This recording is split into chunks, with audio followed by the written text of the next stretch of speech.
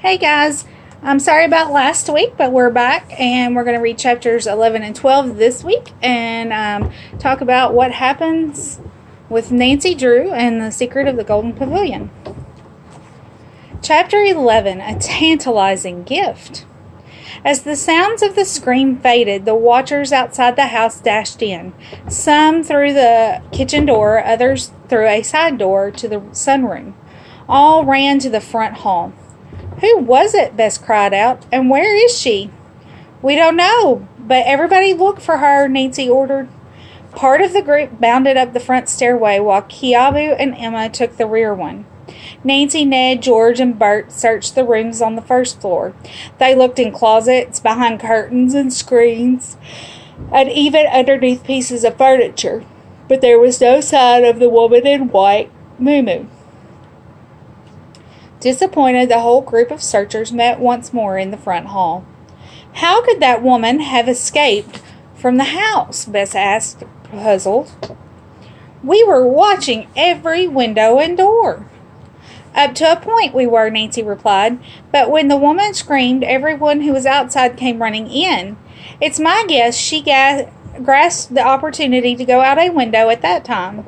"You mean," George spoke up, "that she screamed on purpose to lure us inside so she could get away?" "Possibly," Nancy answered. "But also, she may have been injured or frightened. I'm going to get my magnifying glass and see if I can find any clues."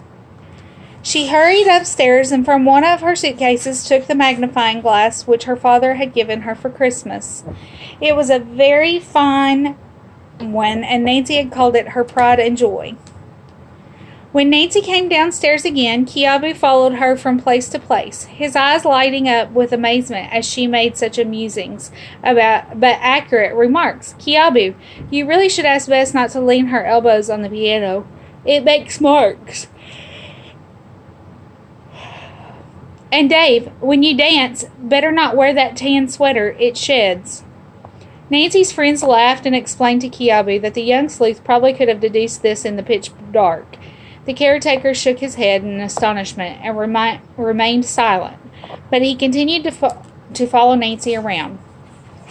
In the sunroom, she stopped in front of a statue of a Japanese warrior. The figure was holding a samurai sword poised for action. Nancy examined the weapon carefully with her magnifying glass. Then she smiled. "I believe the lady in the white muumuu screamed because she raked her head or arm on this sword." "No, but there are... You mean there's blood on it?" Bess asked, horrified. "No, but there are tiny bits of human flesh and hair." Bess shivered as Ned stepped to the window near the statue. "And she probably went out here." He surveyed the flat lava rock below. Nancy nodded. The low, open window was well hidden by bushes, and the searchers were now convinced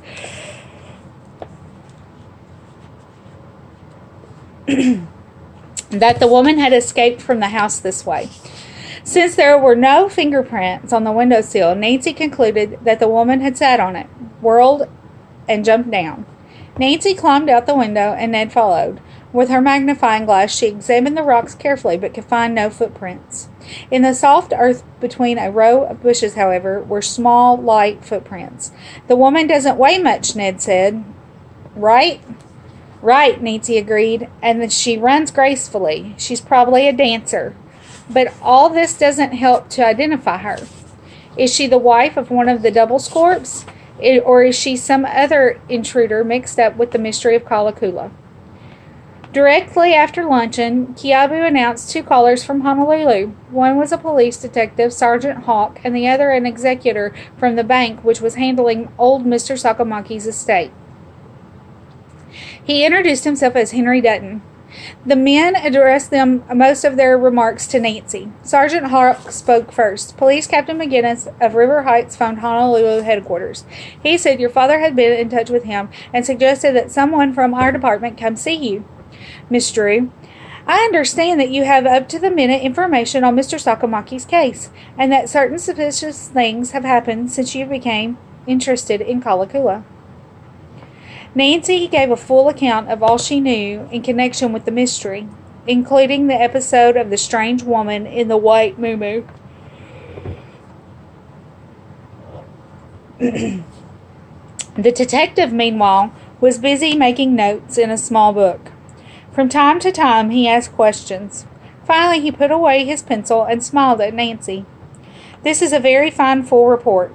The Honolulu police will start at once trying to locate the man who uses the names Jim O'Keefe and Tim O'Malley. From your description, we should have no trouble locating him. Also, we will try to find Ralph Emler. As to the woman wearing the white muumuu, it is my deduction that she does not wear this except on occasions such as this morning. So it will be more difficult to locate her. Now I would like to examine the statue on which she scratched herself and also the footprints outside." Ned offered to take the detective to the two spots, so that Nancy might talk further with Mr. Dutton. "Would you mind telling me something about the claimants to the Sakamaki estate?" Nancy asked the banker. "I'll be very happy to," Mr. Dutton replied.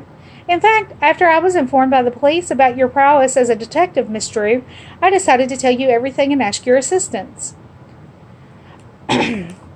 Mr. Dutton told her that the two mysterious claimants to the Sakamaki fortune were very